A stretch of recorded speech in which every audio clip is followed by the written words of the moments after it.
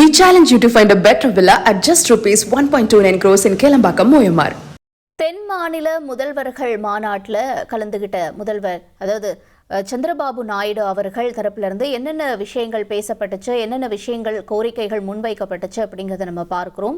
கோதாவரி காவிரி நதிநீர் இணைப்பு திட்டம் தேவை அப்படின்னு சந்திரபாபு நாயுடு அவர்கள் தரப்பிலிருந்து கோரிக்கை முன்வைக்கப்பட்டதா சொல்லப்படுது. கூடுதல் தகவல்களோட செய்தியாளர் தாயுமானவன் இணைந்திருக்கிறார். தாய்மானவன், வணக்கம். வேற என்னென்ன கோரிக்கைகளை முன் வச்சிருந்தாரு இந்த முதல்வர்கள் மாநாட்டில் திரு சந்திரபாபு நாயுடு அவர்கள்? உங்களுடைய தகவல்களை நீங்க சொல்லலாம். மத்திய உள்துறை அமைச்சர் அமித்ஷா தலைமையில தென்மண்டல கவுன்சில் கூட்டம் என்பது கோவளத்தில் இருக்கக்கூடிய தனியார் நட்சத்திர விடுதியில நடைபெற்று வந்தது. குறிப்பாக தற்போது இந்த கூட்டம் என்பது நிறைவு பெற்றிருந்தாலும் கூட இன்னமும் முதலமைச்சர்கள் தனித்தனியாக உள்துறை அமைச்சர் அமித்ஷாவை சந்திக்க திட்டமிட்டிருக்கிறாங்க. அது மட்டும் இல்லாம தற்போது உணவு இடைவெளியின் போது முதலமைச்சர் பலரும் அமித்ஷாவுடன், உள்துறை அமைச்சர் அமித்ஷாவுடன் உணவருந்துவதாக தகவல்கள் என்பது கிடைக்கப்பட்டிருக்கிறது. இப்படிப்பட்ட நிலையில தான் இந்த தென்மண்டல கவுன்சில் கூட்டத்துல பல்வேறு மாநிலங்களுடைய முதலமைச்சர்கள் தங்களுடைய மாநிலம் நலன் சார்ந்து பல்வேறு விஷயங்களை பேசியிருந்தாங்க. அந்த வகையில ஆந்திர பிரதேச முதலமைச்சர் சந்திரபாபு நாயுடு தமிழ்நாடு, கர்நாடகா, கேரளா மற்றும் புதுச்சேரி முதல்வர்கள் கூட்டத்துல பல்வேறு விஷயங்களை வலியுறுத்தியிருக்கிறார். ஆந்திர பிரதேசம், கர்நாடகா, தமிழ்நாட்டை இணைக்கக்கூடிய வகையில் புல்லட் ரயில் வழித்தடத்தை அமைக்க அவர் முன்மொழிந்திருக்கிறார்.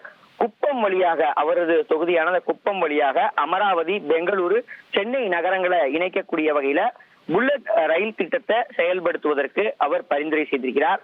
மேலும் தென் மாநிலங்களில் உள்ள ஒருங்கிணைந்த சரக்கு போக்குவரத்து வலையமைப்பை துறைமுகங்கள் வாயிலாக மேம்படுத்திட அவர் வலியுறுத்தியிருக்கிறார். மேலும் தென் மாநில மின் தொகுப்பு தேசிய மின் தொகுப்புடன் இணைப்பதற்கு அவர் பரிந்துரையும் மேற்கொண்டிருக்கிறார். அது மட்டுமல்லாம திருப்பதி, காசி, அயோத்தி உள்ளிட்ட ஆன்மீக சுற்றுலா தலங்களை இணைக்கக்கூடிய வகையில் ஆன்மீக சுற்றுலா வழித்தடமும் அமைக்க வேண்டும் என்பதையும் அவர் முன்மொழிந்திருக்கிறார்.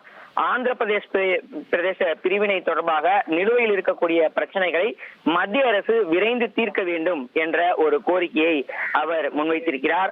அது மட்டுமல்லாம பிரதானமாக வந்திருக்கக்கூடிய பெரும்பாலான முதலமைச்சர்கள் நீர் வளம் சார்ந்தும் நீர் பகிர்வு தொடர்பாகவும் பல்வேறு விஷயங்களை குறிப்பிட்டிருந்தாங்க. கர்நாடக முதலமைச்சர் டி.கே. சிவகுமாரை பொறுத்த மட்டில் மேகதாதுல அணை கட்டுவது எந்த அளவுக்கு தேவையான ஒன்று என்பது தொடர்பாக அவர் மாநிலம் சார்ந்து பேசியிருந்தார்.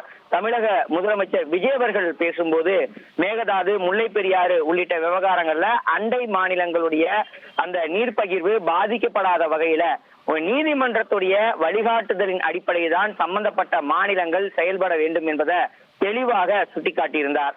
இப்படிப்பட்ட நிலையில ஆந்திர மாநிலத்துடைய முதலமைச்சர் சந்திரபாபு நாயுடு கோதாவரி காவிரி நதிநீர் இணைப்பு திட்டத்தின் மூலமாக 500 TMCக்கும் அதிகமான நீரை திருப்பி விடுவதற்கு முன்மொழிந்திருக்கிறார். இது ஒரு பிரதானமான ஒரு திட்டமாக பார்க்கப்படுகிறது. அதற்கான முன்னெடுப்பை எடுக்க வேண்டும் என்பதையும் மத்திய அரசிடம் கோரியிருக்கிறார். கடல்ல வீணாக கலக்கக்கூடிய கோதாவரி நீரை காவேரியுடன் இணைக்கக்கூடிய பட்சத்துல தென் மாநிலங்களுக்கு பரவலாக நீர் கிடைப்பதற்கான வாய்ப்புகள் இருக்கிறது. அந்த வகையில 500 TMC நீரை திருப்பி விடுவதற்கு அவர் முன்மொழிந்திருக்கிறார். அதே போல கோதாவரி காவிரி இணைப்பிற்கு தமிழ்நாட்டிற்கு நீர் பிரச்சனைக்கு அது நிரந்தர தீர்வை வழங்கும் எனவும் சந்திரபாபு நாயுடு இந்த கூட்டத்தின் வாயிலாக அவர் குறிப்பிட்டிருக்கிறார். ஆந்திர பிரதேசம், தெலுங்கானா, கர்நாடகா மற்றும் தமிழ்நாடு இடையே அந்த நதிநீர் விவகாரங்கள்ல ஒருங்கிணைப்பு அவசியம் என்பதையும் வலியுறுத்தியிருப்பது மட்டுமல்லாம நாடு முழுவதும் பல்வேறு மாநிலங்கள்ல அந்த நீர் தட்டுப்பாடு ஏற்படாமல் இருப்பதற்காக அடுத்த கட்டமாக கங்கை காவிரி நதிநீரை இணைப்பதற்கு நீண்டகால தேசிய திட்டம் ஒன்றை உருவாக்கி அதற்கான பணிகளை மேற்கொள்ள வேண்டும், சிறப்பு திட்டமாக இதை செயல்படுத்த வேண்டும் என்பதை சுட்டிக்காட்டியிருக்கிறார். நதிநீர் இணைப்பு திட்டங்களுக்கான விரிவான திட்ட அறிக்கைகள், DPR மற்றும் அனுமதிகளை காலக்கெடுவுக்குள் வழங்க வேண்டும் என்பதை அவர் தெரிவித்திருக்கிறார். இப்படியாக ஏற்கனவே கர்நாடக முதலமைச்சர் டி.கே. சிவகுமார் பேசும்போது ஆந்திர முதலமைச்சர் சந்திரபாபு நாயுடுவை பாராட்டி பேசியிருந்தார். குறிப்பாக நீர் திட்டங்களை பொறுத்தமட்டில் சந்திரபாபு நாயுடு அவர்கள் பல்வேறு விஷயங்களை தன்னிடம் வலியுறுத்தி இருப்பதாக அவர் தெரிவித்திருந்தார், அவரை பாராட்டியிருந்தார்.